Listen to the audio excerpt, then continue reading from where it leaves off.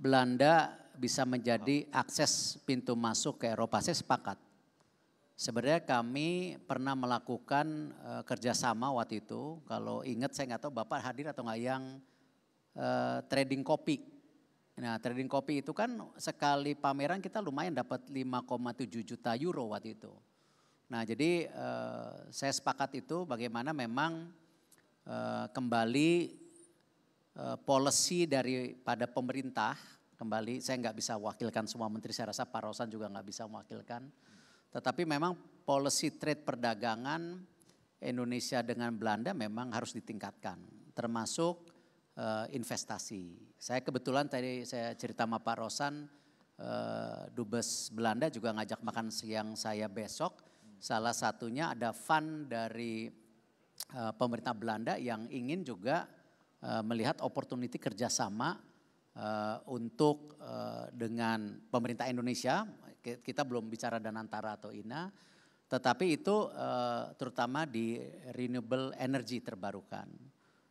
Saya juga melihat memang opportunity daripada accessibility restoran-restoran Indonesia yang jumlahnya ada 500 kalau nggak salah. Ya, dan itu menjadi salah satu pilihan sebenarnya penetrasi market buat produk-produk Indonesia seperti kopi, seperti lain-lain itu sebenarnya menjadi faktor yang sangat penting ke depan.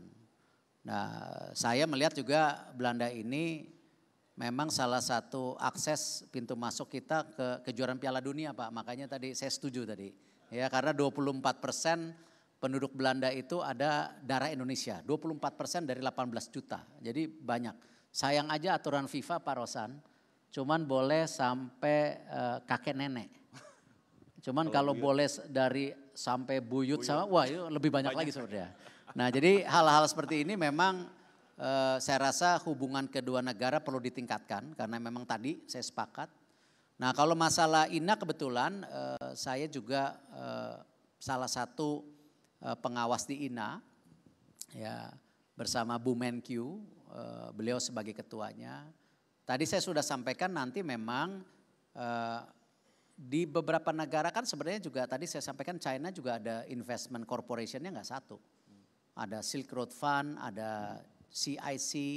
Nah tinggal nanti kita dudukan aja seperti apa mappingnya. Cuman Danantara ini memang mega ya mega. Tadi 20 billion investment di mana total aset under managementnya itu hampir 900 billion. Ya saya rasa ini yang memang yang membedakan size-nya antara Danantara dan INA. Tapi saya yakin keduanya niatnya sama, menarik investment buat Indonesia. Tadi disampaikan Pak Rosan, salah satu pertumbuhan ekonomi itu kan yang terpenting selain dari consumption, tapi juga dari investment yang selama ini kadang-kadang kita menunggu justru arahan Bapak Presiden, kita jangan menunggu. Karena kalau menunggu terus sampai kapan kita menunggu gitu. Nah jadi hal-hal ini justru dengan data-data yang dipunyai Pak Rosan, hilirisasi segala dan data-data kami dari Kementerian BUMN, kita melihat berbagai banyak opportunity yang sebenarnya untuk dihilirisasi ini kita bisa maksimalkan. Salah satu yang kemarin saya baru kasih ke Pak Bahlil, misalnya hilirisasi getah pinus. Di mana itu kita nggak pernah kepikir getah pinus buat apa. Tetapi ternyata kalau kita kelola baik itu menjadi bahan baku buat tentu berbagai produk termasuk kosmetik dan lain-lainnya. Nah hal-hal ini yang saya rasa nanti tentu investasi seperti apa nanti Pak Rosan akan melihat yang returnnya bagus. Kalau investor kan returnnya bagus. Tadi saya udah sampaikan returnnya bagus, dividennya stabil. Wah kurang apa itu mestinya. Jadi time to buy back itu Pak Rosan ya gitu. Investor terbesar dari Eropa itu ada memang Belanda. Itu memang Belanda yang paling terbesar dan kembali lagi ya kita inginnya tentunya investasi ini terus meningkat dari semua negara, apalagi dari Belanda yang punya historis dengan kita sangat-sangat lama gitu ya. Nah tadi udah disampaikan untuk INA memang INA sudah berjalan dengan baik, timnya juga sudah sangat baik. Dan justru buat kami melihat ini bisa saling komplementari lah untuk berinvestasi. Di Singapura juga ada Temasek, ada GIC, di negara-negara lain juga ada seperti itu. Jadi menurut kami ini bisa berjalan bersama-sama.